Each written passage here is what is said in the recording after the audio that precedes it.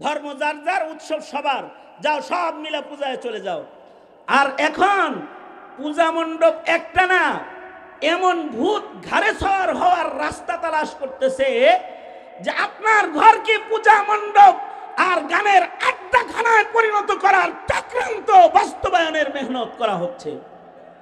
Doctor Yunus সাহেব, এদেশের ছাত্র জনতার রক্তের উপরে আপনি আসলেন ক্ষমতার চেয়ারে, এসেই এদেশের ছাত্র জনতার ঈমান নষ্ট করার প্রজ্ঞাপন জারি করে দিলেন। আপনিও প্রজ্ঞাপন জারি করলেন এদেশের প্রাইমারি স্কুলগুলোতে গানের শিক্ষক নিয়োগ দেওয়ার প্রজ্ঞাপন।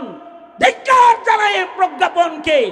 কোন সাহসে যেই ছাত্র জনতার ঈমান আর তাদের বিপ্লব আর তাদের গায়ের রক্তের উপরে আপনার ক্ষমতার চেয়ার, তাদেরকে ঈমান আখলাক শিখানো বাদ দিয়ে তাদেরকে সরকারিভাবে গান শিখানোর চক্রান্ত করে ফেললেন। এদেশের জনতা হাসিনাকেও ছাড়ে নাই, দুষ্ট কাজ যাই করবে তাকেও ছেড়ে দিবে না, তাকেও ধরপাকড় করবে। তার মানে কি হলো, যদি এই দেশে প্রাইমারি স্কুলগুলোতে যদি গানের টিচার নিয়োগ হয়ে যায় তাহলে কি হবে? বিষয়টা হলো এখনকার ছেলেরা স্কুল থেকে বাড়িতে এসে আব্বু আম্মুকে বলে, বাবা পেন্সিল লাগবে, কলম লাগবে, খাতা লাগবে, স্কুল ব্যাগ লাগবে, স্কুলে যাওয়ার জন্য আমার এই এই জিনিস লাগবে। যদি গানের শিক্ষক নিয়োগ দেয় তাহলে অপেক্ষা করেন, আপনার ঘরের মুসলিম ঘরের ছেলে মেয়েরা এসে পিতাকে তখন আবদার করবে, আবেদন করবে যে আব্বা একটা একতারা লাগবে, একটা দুতারা লাগবে, একটা গিটার লাগবে, একটা হারমোনি লাগবে, কিছু ঢোল তবলা লাগবে। এই আবেদন আপনার কাছে আসার দরওয়াজা করে দিয়েছে। উলামায়ে কেরাম জাতিকে এগুলোই বলে যে জাতি, তুমি তোমার প্রজন্ম বাঁচাও, তোমার প্রজন্মের সন্তান বাঁচাও, তোমার প্রজন্মের জন্মগ্রহণ করা ঈমানদারদেরকে তুমি বাঁচাও। ইসলাম তো বলে, আল্লাহর রাসূল বলে, হে আমার ঈমানদারেরা, উম্মতেরা, প্রজন্মের প্রত্যেকটা সন্তানকে রাসূল এই আদেশ করে গেছেন, কুনু মিন আবনাইল আখিরাহ, তোমরা ইসলামের পতাকা তলে যারা জন্ম নিচ্ছ তারা আখিরাতের সন্তান হও। ওয়ালা তাকুনু মিন আবনাইদ দুনিয়া, তোমরা দুনিয়ার সন্তান হও না, তোমরা আখিরাতের সন্তান হও। তোমরা আল্লাহ পাকের কাছে মনোনীত মানুষ হও।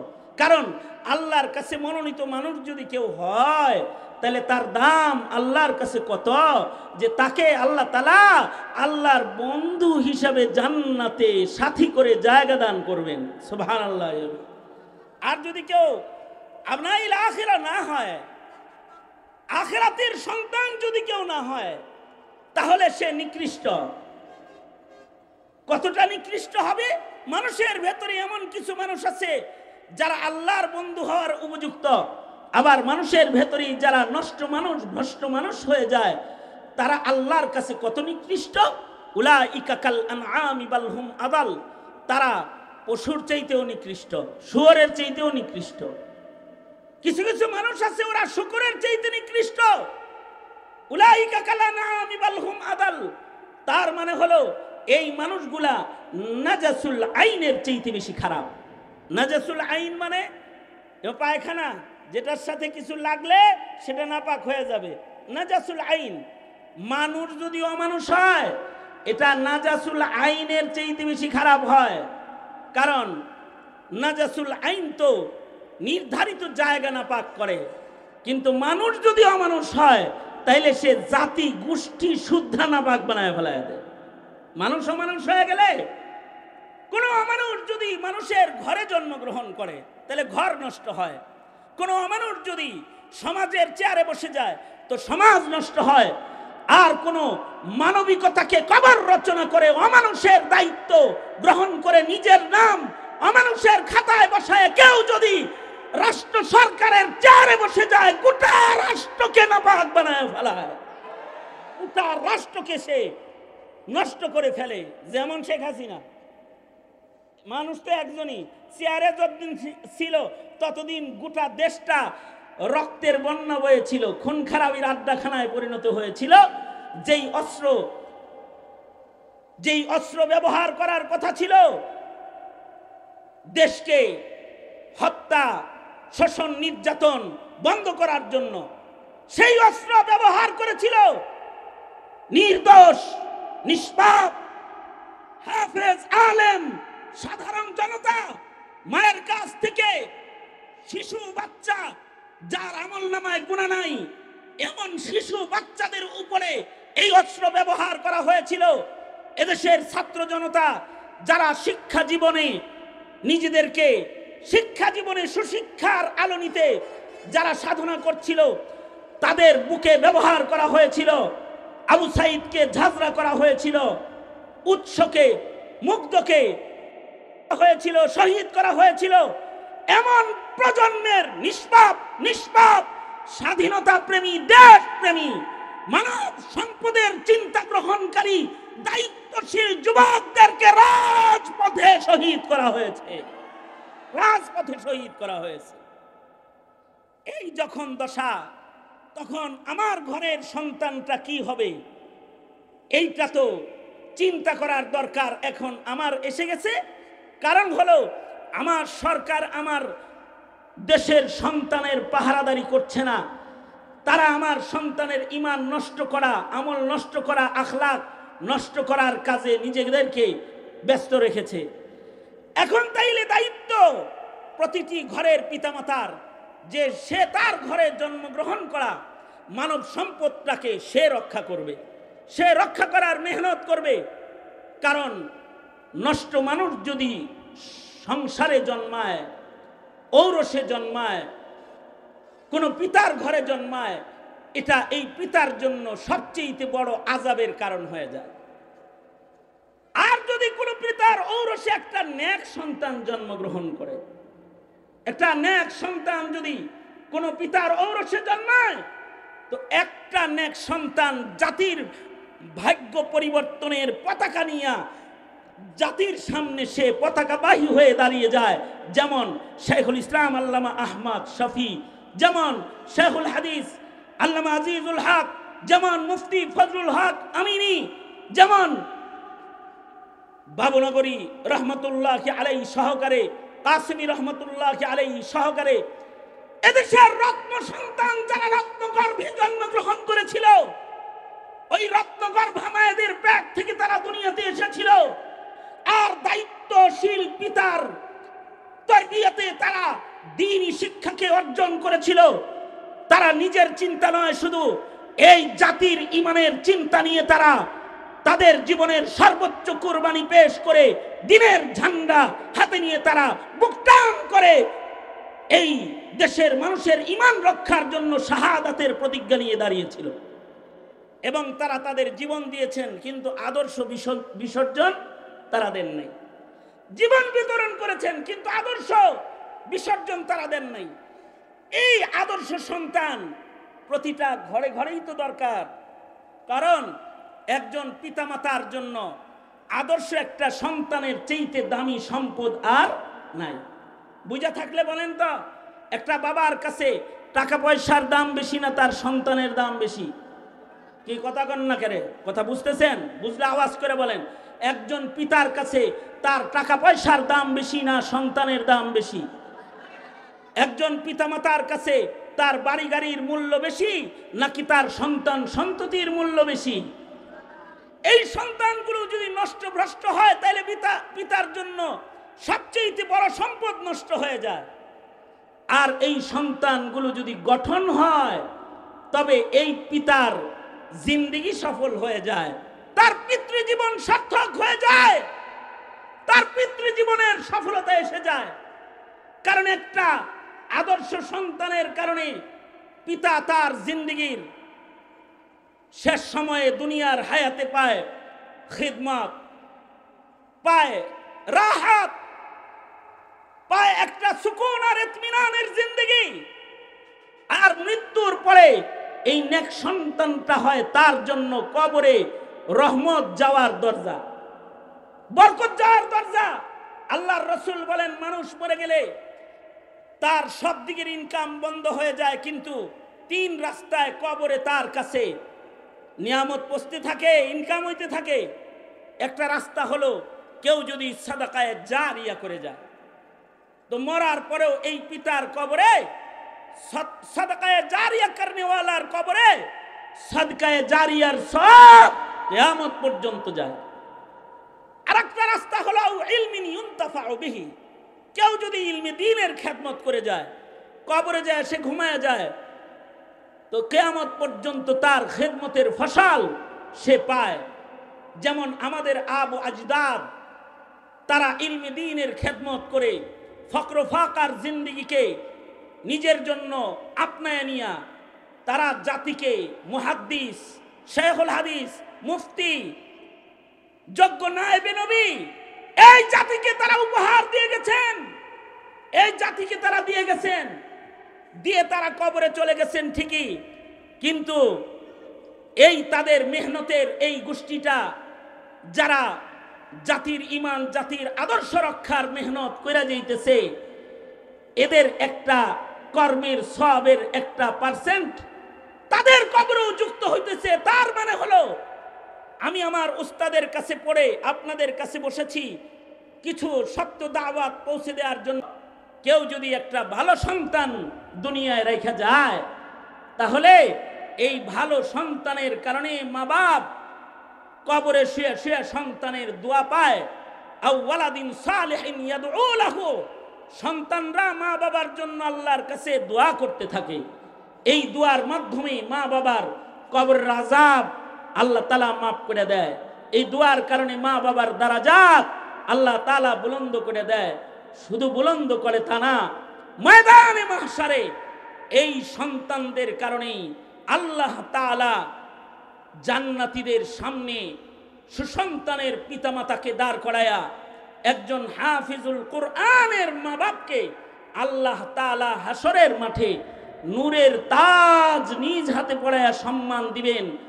মা বাবার মাথায় আল্লাহর হাতে পড়ায়া দেওয়া ওই তাজের আলো রাসূল বলেছেন সূর্যের আলোর চাইতেও অনেক বেশি ভালো হবে। এই সম্মান আখিরাতে, এই মর্যাদা আখিরাতে পিতামাতা পাবে সুসন্তানের কারণে। আর যদি সন্তান হয় কুসন্তান, তাহলে দুনিয়ার জীবনে পাবে সন্তানের কারণে ভর্ৎসনা, গালি, তিরস্কার, যন্ত্রণা, সুকুন আর ইতমিনান নয়। দুনিয়াতে তার সন্তান তাকে দিবে কষ্ট, যে কারণে তার চক্ষু অশ্রু ঝরাবে। আর কবরে যখন থাকবে, সন্তানের কুকর্মের ধাক্কা তার কবরে পৌঁছবে। হাসরের কঠিন ময়দানে আল্লাহ বলবে, ছেলে সন্তান দিছিলাম, দায়িত্ব কি আদায় করেছো হিসাব দাও। আলা কুল্লুকুম রাইন ওয়া কুল্লুকুম মাসউলুন আন রাইয়াতিহি, যার যার দায়িত্বের জায়গা থেকে তাকে আল্লাহ তাআলা আদালতে দাঁড় করায় জিজ্ঞাসাবাদ শুরু করবে। সেদিন বলবে, তোমার যে ছেলে মেয়ে দিছিলাম এগরে তৌহিদ, ঈমান, ইসলাম শিখাইছিলা তো? জিজ্ঞাসা করবে। ওই দিন এই সন্তানগুলো পিতা মাতার কষ্টের কারণ হবে, দুঃখের কারণ হবে। এই কারণে আল্লাহ তাআলা বলেন, পিতাদেরকে আল্লাহ তাআলা শিখায়া দেন, হে পিতার কাফেলা, তোমাদেরকে নাজাতের পথ আমি দেখায় দিচ্ছি, তোমরা আমার কাছে দোয়া করো, আমাকে ডেকে ডেকে তোমরা বলো, ওগো আল্লাহ, আমার খানদানের ভেতরে, আমার নসলের ভেতরে আপনি কোনো ভ্রষ্ট সন্তান দিবেন না। আমার চোখের পানি ঝরায় এমন কোন সন্তান আমার খানদানে আপনি দিয়েন না। ওগো আল্লাহ, আমার রক্তে আপনি গাঞ্জাখোর দিয়েন না, গাঞ্জাখোরদের লিডার দিয়েন না। আল্লাহ বলে, বান্দা তুমি আমার কাছে বলো, ওগো আল্লাহ, আপনি আমার খানদানে চোর দিবেন না, ডাকাত দিবেন না, খুনি দিবেন না, জানি জেনাকার দিবেন না, মিথ্যাবাদী দিবেন না, অন্যায়কারী দিবেন না। ওগো আল্লাহ, আপনি আমার খানদানের ভেতরে এমন কিছু সন্তান আমাকে দান করেন আমার বিবি, আমার নসলে এমন আওলাদ আপনি আমাকে দেন যে সন্তান চোখের পানি ঝরাইবে না, যে সন্তান দেখলে আমার চোখ শীতল হয়ে যাবে, যে সন্তান বদকারদের সর্দার হবে না, যে সন্তান হবে নেককার অথবা নেককারদের সর্দার। ওগো আল্লাহ, আপনি আমাদেরকে নেককার মুত্তাকিদের সর্দার হিসেবে আপনি কবুল মঞ্জুর করে নেন। এই দুআ আল্লাহ নিজে আমাদের শিখাইছে। যে আয়াতে কারিমার মাধ্যমে দোয়াটা শিখাইছে, কারণ সন্তান তো আল্লাহই দিবে। খাজা বাবা অথবা মাজার কবর তো আর বান্দাকে সন্তান দেয় না, মানুষের সন্তান দেয় না। বুঝা থাকলে আপনারা আওয়াজ করে বলেন, সন্তান দেনেওয়ালা একমাত্র কে? জোরে করে বলেন। সন্তান তো তিনিই দিবেন। তাহলে সন্তান তার কাছে চাইবেন। কোনটা চাইবেন? নষ্ট ভ্রষ্ট না, উৎকৃষ্ট ভালোটা চাইবেন। যেই সন্তানটা হবে নেককারদের সর্দার সন্তান, এটা চাউন লাগবে। আপনি আমি চাইলাম, দোয়া করলাম, দোয়া করার পরে ছেলেটা ভালো হইতেও পারে, নাও হইতে পারে। কারণ ইন্নাকা লা তাহদি মান আহবাবতা ওয়ালাকিন্নাল্লাহা ইয়াহদি মান ইয়াশা। কে ভালো হবে, কে হেদায়েতের উপরে চলবে, এই ফয়সালা তো আসমানে হবে। আল্লাহ যাকে কবুল করবে তার সন্তানগুলা ভালো পাবে। আর আল্লাহ যদি কবুল না করে, সন্তান যদি ভ্রষ্টও হয়ে যায়, তাইলে এই পিতা সন্তান নেক সন্তান চাওয়ার পুরস্কার হিসাবে ইবাদুর রহমানের মাকাম পাবে, জান্নাতের ভেতরে বাড়ি পাবে এবং তার নসলের সন্তান সম্পর্কে জিজ্ঞাসাবাদ থেকে সে মুক্তি পেয়ে যাবে। শুধু দোয়ার দ্বারায়, খালি দোয়া করছে, দোয়ার কারণেই তার এই রাস্তাগুলো, এই সিঁড়িগুলো তার পার হয়ে যাবে। একটা হলো দোয়া করার কারণে, দোয়াটাই ভালো সন্তান চাওয়াটাই একটা ইবাদত। এই ইবাদত করার কারণে তাকে আল্লাহ তাআলা ইবাদুর রহমানের মাকাম দান করবে, সে হবে ইবাদুর রহমানদের একজন। শুধু তাই নয়, উলাইকা ইউজজাউনাল গুরফাতা বিমা সাবারু ওয়া ইউলাক্কাউনা ফিহা তাহিয়াতাও ওয়া সালামা। শুধুই মাত্র ইবাদুর রহমান নয়, মহান আল্লাহ জান্নাতও দান করবেন দোয়াটার কারণে। দোয়াটা হলো আল্লাহ শিখায় দিতেছে, আল্লাহর শিখানো শব্দে প্রতিটি পিতা মাতা বলতে থাকবে আল্লাহর কাছে, রব্বানা হাবলানা মিন আজওয়াজিনা ওয়া যুররিয়াতিনা কুররাতা আ'য়ুন ওয়াজআলনা লিল মুত্তাকিনা ইমামা। আপনারা সবাই যারা বুবা না আর কি, যারা মুখ আছে যাদের, তারা আমার লোক একটু পড়েন রব্বানা। আর জোরে কইতে পারেন না? তাহলে জোরে করে বলেন রব্বানা। জোরে পড়লে লাভ আছে, সবার সাথে পড়লে শুদ্ধ হয়ে যাইব, ভুলগুলা ঠিক হয়ে যাইব। দেখেন না, নুরানি মক্তবের ভেতরে জোরে জোরে বাচ্চাদেরকে আমরা পড়াই, কারণ তাতে মাখরাজ ঠিক হয়ে যায়, উচ্চারণ ঠিক হয়ে যায়। জোরে আওয়াজ করে বলেন রব্বানা হাবলানা মিন আজওয়াজিনা ওয়া যুররিয়াতিনা কুররাতা আ'য়ুন ওয়াজআলনা লিল মুত্তাকিনা ইমামা। প্রতি নামাজের পরে বারবার ক্ষণে ক্ষণে যখন স্মরণ হবে, পিতার কাফিলা এই দোয়া করবে আল্লাহর কাছে। এটা আল্লাহ পাকের পছন্দ। আল্লাহকে বলবে, হাবলানা মিন আজওয়াজিনা ওয়া যুররিয়াতিনা কুররাতা আ'য়ুন। ওগো আল্লাহ, তুমি আমাকে এমন সন্তান দান করো যে সন্তান দেখলে আমার চোখ জুড়াইয়া যাইব, দিল ঠান্ডা হয়ে যাইব। ওগো আল্লাহ, তুমি আমাকে এমন সন্তান দান করো যেটা হবে নেককারদের সর্দার, আমাদেরকে তুমি মুত্তাকিদের সর্দার হিসেবে কবুল মঞ্জুর করো। এ দোয়া করার পরে কবুল না হইলেও উলাইকা ইউজাউনাল গুরফাতা বিমা সাবারু, আল্লাহ তাআলা এর বদলায় জান্নাতের ভেতরে বান্দাকে বাড়ি দান করবে। আর যদি দোয়া কবুল হয়া একটা নেক সন্তান কারোর ঘরে আইসা যায়, তাহলে তার দুনিয়ার জিন্দেগি সুন্দর হয়ে যায়, কবরের জিন্দেগি তার সফল হয়ে যায়, আখিরাতে পুরস্কার পাওয়ার রাস্তা তার খুলে যায়। একটা সন্তানের কারণে সব তার অর্জন হয়ে যায়। আর যদি একাধিক হয় তাহলে তো সুখের সীমানা নাই।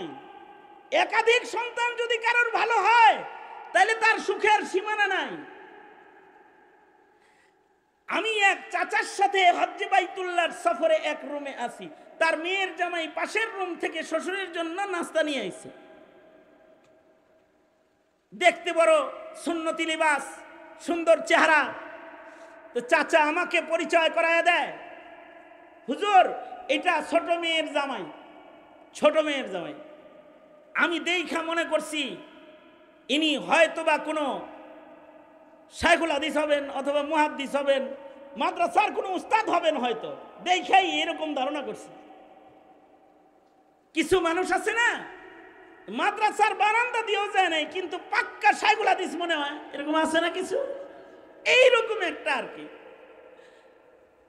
আমি ডরে ভয়ে জিগায় লাইছি, ভাইজান কোন মাদ্রাসার খাদেম আপনি, কোন মাদ্রাসায় খেদমত করেন?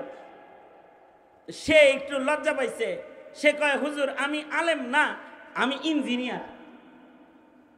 মাশাআল্লাহ, ইঞ্জিনিয়ার মানুষ এত সুন্দর রং, এই রকম সুন্দর রং।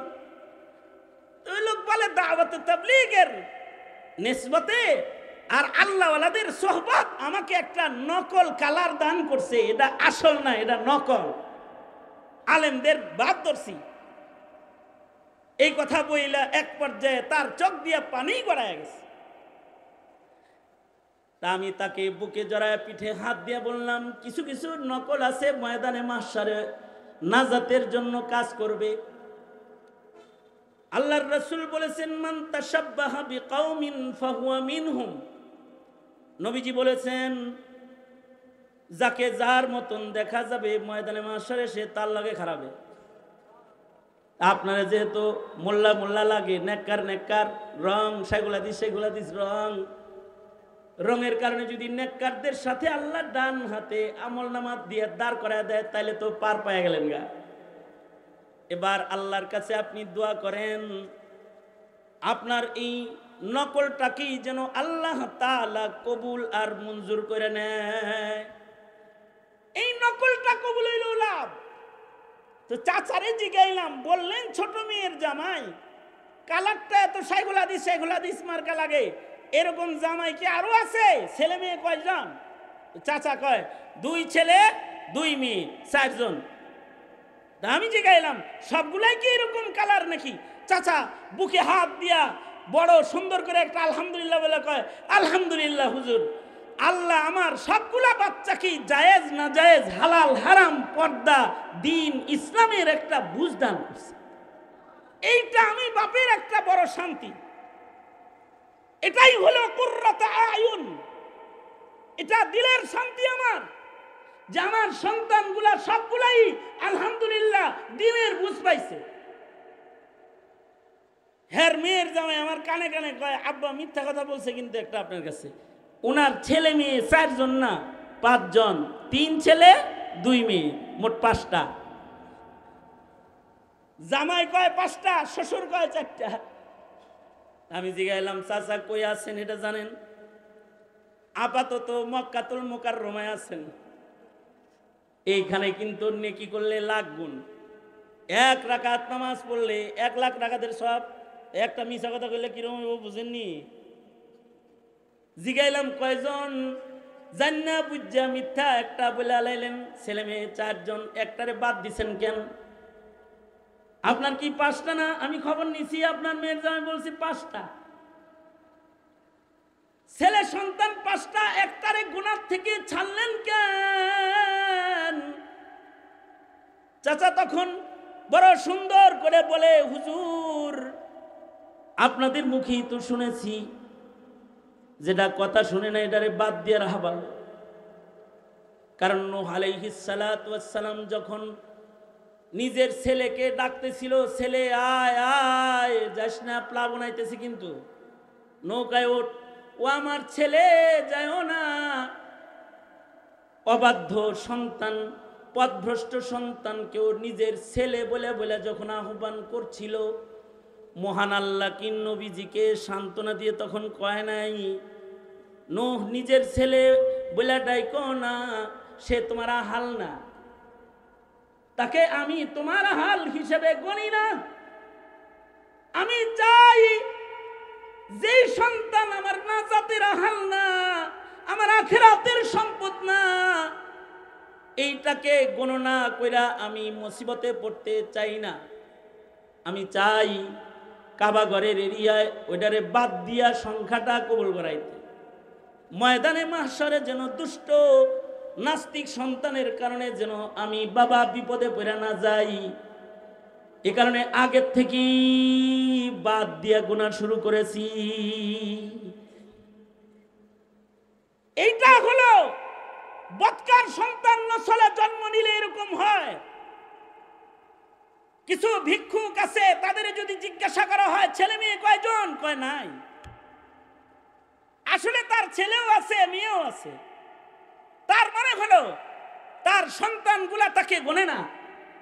বৃদ্ধাশ্রমে যে জিজ্ঞেস করলে বলবে আমার ছেলে মেয়ে নাই, অথচ তার সন্তান ডক্টরের ডিগ্রি নিয়ে বিদেশে সেটআপ এস্টাবলিশ হয়ে গেছে, কিন্তু মা বাবা সন্তানকে গনে না, লজ্জায় শরমে কয় সন্তান নাই। তার মানে হলো ঔরসে ছেলে সন্তান জন্মগ্রহণ করলে এটা নিজের সন্তান হিসেবে গোনা যায় না। আমি তো বলি ঘরের ভেতরে সন্তান যেমন নষ্ট হইলে বাপের গোনা যায় না, যারা দেশ চালায় তাদেরকে আমি বলি মুসলিম দেশে ইসলামের রাজনীতি যারা করো, তারা নিজের দলে খুনি সন্ত্রাসী চোর বাটপার গুলো যারা সমাজকে ধ্বংস করে তাদেরকে কর্মী হিসেবে গণবে না। বুঝা শূন্য নমিনেশন দিও, কারে দিবা নমিনেশন? কোন দুষ্টকে এদেশের সর্দার বানাইবার মেহনত করবে না। টাকার বিনিময়ে ভালো মানুষদেরকে ছেড়ে দিয়ে কোন চোর বাটপারকে এদেশের ভোটের বাক্স দিয়ে কেউ পাঠাইলে তার বাক্সকে বর্জন করবে। এদেশে আলেম ওলামারা যার সাথে থাকবে সেই রাজনীতি করবে। চোর বাটপারের রাজনীতি ইন্ডিয়া চলে গেছে, এটা আর চলবে না, এদেশে আর চলবে না। এইটা যেমন ঘরের বেলায়, এইটা তেমন সরকারের বেলায়ও, এইটা সব জায়গায় যে একজন মানুষ তার ঘরে নেক মানুষ বানাইবার মেহনত করবে, আল্লাহর কাছে দোয়া করবে যে ওগো আল্লাহ আমি নেককার মানুষ চাই, আর চেষ্টা করবে। চেষ্টা করবে কেমনে? আমরা বলি আপনারা আপনাদের সন্তানকে ডাক্তার ইঞ্জিনিয়ার বানায়েন না, তা বলি না। আমরা বলি এই যে দক্ষিণ সদর দক্ষিণ উপজেলার কওমি মাদ্রাসা সংগঠন, এরা 600-700 মাদ্রাসা পাহারাদারি করে। এই থানার মাদ্রাসাগুলো আপনার সন্তানকে রক্ষা করার জন্য, আপনার সন্তানের দিন হিফাজত করার জন্য, হিফাজতে আউলাদে মুসলিমিনের কর্মসূচি পালন করার জন্য এরা বসে আছে।